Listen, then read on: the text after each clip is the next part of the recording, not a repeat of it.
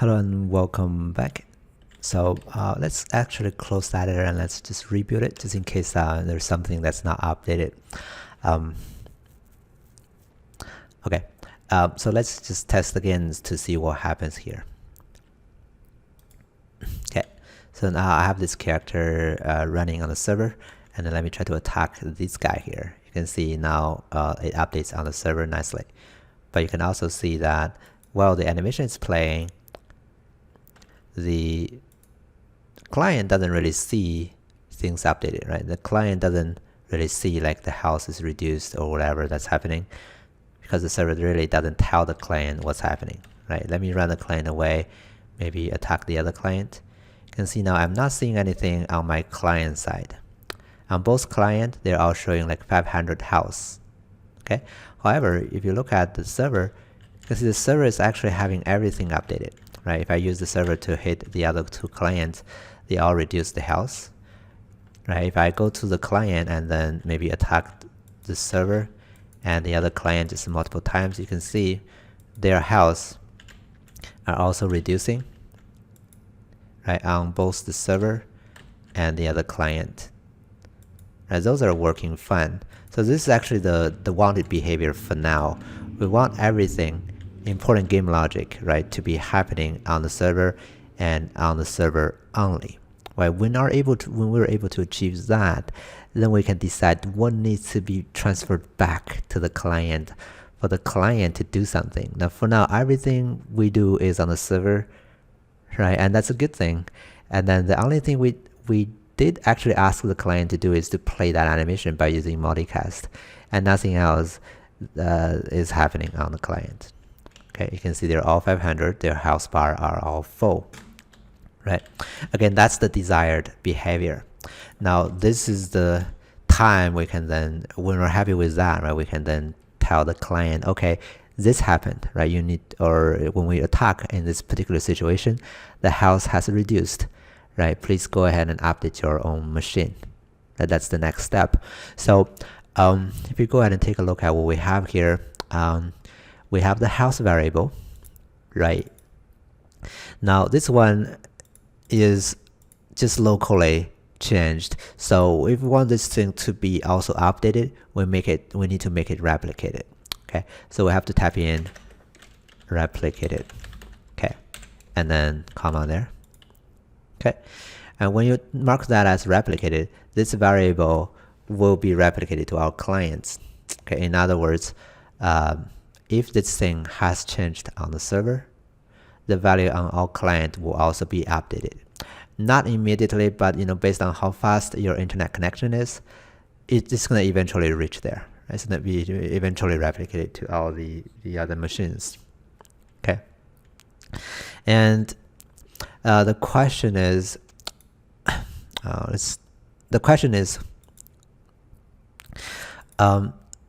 when we replicate it, how do we want to be replicated, right? Is there any special conditions, right? And there's more things you can specify on the replication, right? And so we need to also specify a special function to determine how things are replicated. Okay, then that's a function that you have to implement. It's called void get lifetime replicate props, and that's the argument. And then it's a constant function, and we're overriding it because it's actually a virtual function. We can also make this guy virtual just in case there is a child class who need to do this. Okay, so you need to implement this function to determine how they're replicated. Let me hold it down. Let me just maybe, because you don't have Visual Assist, maybe I'm gonna copy the signature and go to the CPP file and then paste that in and add the namespace, right, to implement it. So here we first need to call super column get lifetime replicated props, and then that. Okay, and then after that we just need to start defining how we want to replicate our variables that's marked as replicated. In this case, it's going to be only the health variable, right? So what we do here is going to be calling a function called doRep lifetime, and then we pass in the name of the class and then the variable we're replicating, so house in this case. All right, and this means we want to replicate it for the whole lifetime. Okay, do replicate lifetime. There's also do rep other things, conditions, things like that. So there's something more detailed. You may want to take a look at the documentation. Okay, but in here, all we need to do is just do rep lifetime. Okay, and then class name and then the variable name. You can see though this is having some warning here, which says that this identifier is undefined. That's because we need a new header file here. Let me do that. Include net Unreal Network. Okay, you need to include this header file to use its I think this is a macro actually, so we probably don't need to have a semicolon there. Okay, all right. So there are other ways you can define how you replicate stuff, but normally we want them to be replicated during the lifetime of this actor, right? So you need to say that here. Okay, now one more thing here is that in the constructor here, you have to also say set replicated and set replicated movements. Okay, I think this is already true because in the base class is doing that for a character, but we just to be safe, right? We type in set replicated true and set replicated movement to be true. Okay, this way, you know, the whole actor will be replicated. Okay, so let's just recap. You need to have 4 things done. One is you'd mark replicated here. That's one thing. And secondly, you have to implement this guy. And in here you have to, you know, do this, right? And third thing is you have to include the header file. And lastly, you have to make sure that your set replicated is checked as true, right? Those 4 things. Header, set replicates, implement this function, and then mark your variable as replicated. Okay, let me save that and we can go ahead and compile.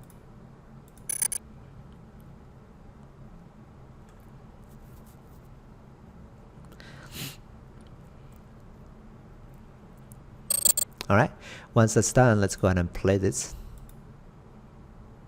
Okay, you can see when I'm attacking, this is updating, right? And you can see now on the other machines, you can see those values are all changing, right? Although our health bar is not changing yet, but you can see the value printed on top of those characters are all updating. Okay, because that's one thing we're telling the clients to do, right? This thing is updated, makes the client also update the value. Now we're printing those things out here, right? By getting this, and for every tick, we're printing house. So that's why we're seeing that update. Okay. The question is, okay, well, everything works fine except the house bar is not updating, right? The numbers are there, but the house bar is not updating in the other clients. Okay, because we didn't tell it to, right? We never tell it to do that. So, well, there are multiple ways you can do this. Okay, one thing we can do is to make this guy a update UI because we're calling it in the damage, I think, if I go there. Right, take damage here, we're updating that. But because this is on the server, right, this is all on the server, of course the server is the only one that's having this updated. The client never do that. And we can make this a multicast, of course, so that, you know, everyone can do it.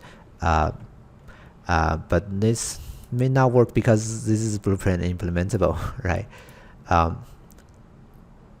So I think the other way we can do it, and I think it's a good chance for you to see it, is going to be, you know, we can update it on the server, but let's also make it updated on the client by doing it differently. For the client, we're saying this is replicated, but we can also say replicated using will be equals to unrep,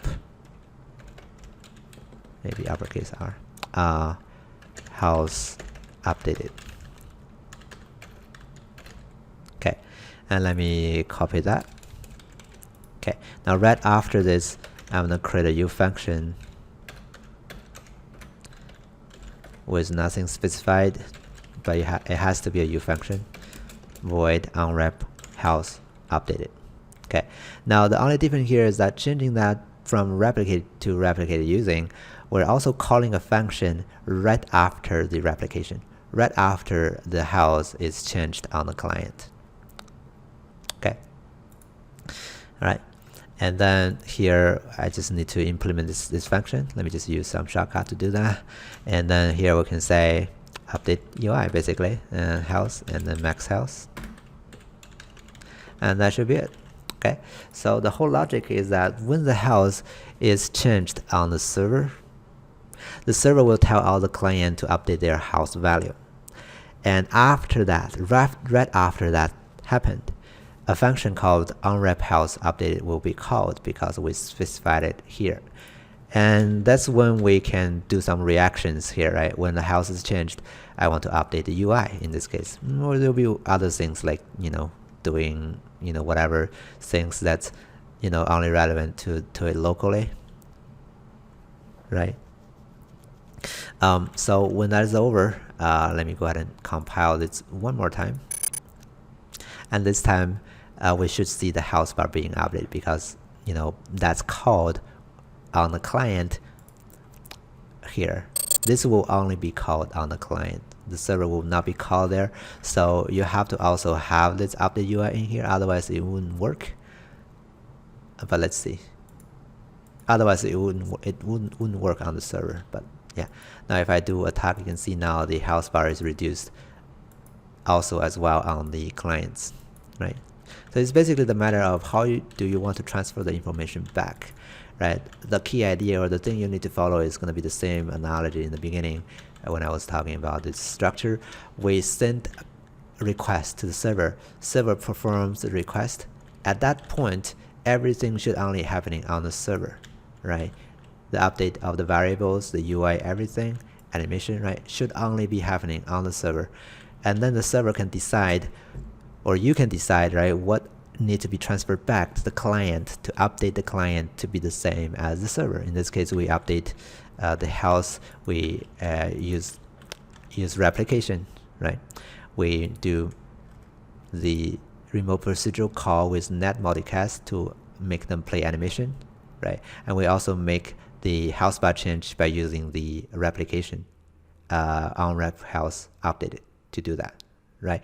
No matter what you do, what kind of method you do, either using this remote procedural call or using this replicated using method, right? You're transferring information back now to the client, okay? Right, that's the basic idea. That's the gist of networking, right? You send a request to the server. Server does the heavy lifting, do everything there, and then give some data back, update or multicast or call multicast functions, right? To tell the client what to do, okay? That way we are able to prevent cheating. And there are other details but that's the basic idea here. Okay. All right. So this is actually already working. Everything is working here now, right? Everything, like the UI, the health, the animation. Okay. Now one thing interesting I want to show you here is that if you look at this variable here called attack on cooldown, we can actually take a look at how this variable changes because we never touch it, right? Now, how does that thing work? Let's go ahead and change that house, and then we can delete that house. We can say we can get this attack on cooldown variable because I make them all public, so it's easier to debug by using a tick to print them out all the time. And I think that's the best way to check your variables. Printing, it's just confusing on which one is which, right? But just having a text render above your character is going to be the best way for you to see what's happening on the server and the client. So now if I go ahead and play this, you can see now on the server, all three are false, right? On the client here, you can see all three are also false. Now let me go back to server and attack. You can see on the server side, the variable quickly flipped to true and then back to false. When it flips back to false, that's when I can attack again, right? That's going to be the mechanic here. But you can see it never changes on the client at all, right? It's going to be remaining false for my server player, of course. Back here to the client player, let me do that again. You can see that's also what's happening, right? Even I'm doing the things on this client, the variable will never change on the client. It's only changing on the server. Okay. Now the question is, do we want to replicate this variable over to the client? The answer is probably not. If we never need to be done to use this thing somehow in a logic that has to be happening on the client, right? Because this thing, this attack on cooldown, its whole purpose is to lock the player from attacking again when the animation is not reached to that particular point yet. And because we're using the server to take care of that checking, of course, only the server needs to see the change, right? The other changes, the changes on the client is not going to do anything. It's not going to be even helping at all. Even we change that to true all the time, it wouldn't do anything, right? So this is going to be a place that we have a variable that, that is used on the server only, and on the client, it's kind of like a dead variable, right? It doesn't really do anything at all. Right? Whenever you have this kind of like variable, you know that replicating it wouldn't really help on anything. You don't replicate it, right? That's going to save you bandwidth. Okay, so in this case, we choose to not replicate attack on cooldown at all. Okay, and that's also going to be making the cheater getting crazy. Like they're going to try to change this variable, but in our setup, no matter how they change this variable locally, they couldn't really make the attack on cooldown any different, right? That's how we prevent cheating, right? This variable is not even used here on the locally, so the only way they can cheat again is go to hack the server somehow to make this work, right? So that's one of the things you can see now, how this whole structure can prevent cheating. Okay, so of course this is just a preview on how networking could work. There are so many things that you need to go through, so read the networking overview, read all those links they gave you, that client server model, how does this work. I have introduced this a little bit, but you really need to read it to know the all the details there.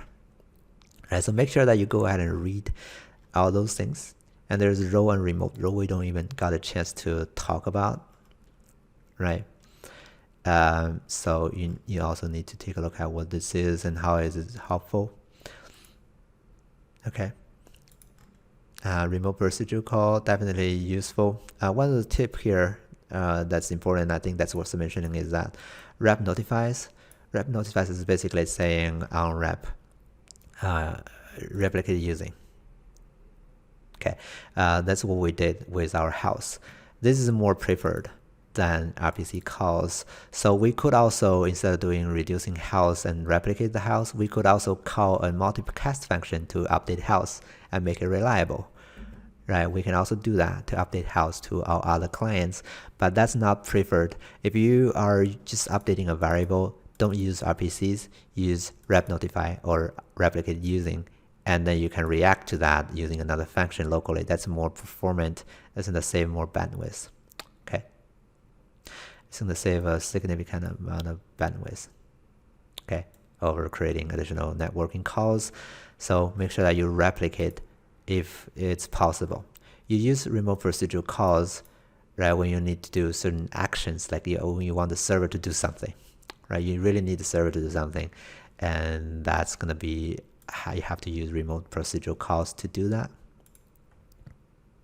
Okay, and also here, don't use reliable functions because it's going to overflow the queen of them, right? So that's why we're using reliable only on the server for the attack, but we don't do the animation as reliable because it's kind of like not going to decide how the game works, right? It's going to be just a visual, so it can be unreliable if you want it to, right? So that's it. That's going to be the whole story of, the basics of networking. There are more things like relevancy, for example, like if you're far away from something, that thing will not be updated, right? Those kind of things. So definitely something to check out. Read the documentation to learn more, but you have learned the basic idea here. I think that's going to help you to understand or navigate your way around it easier.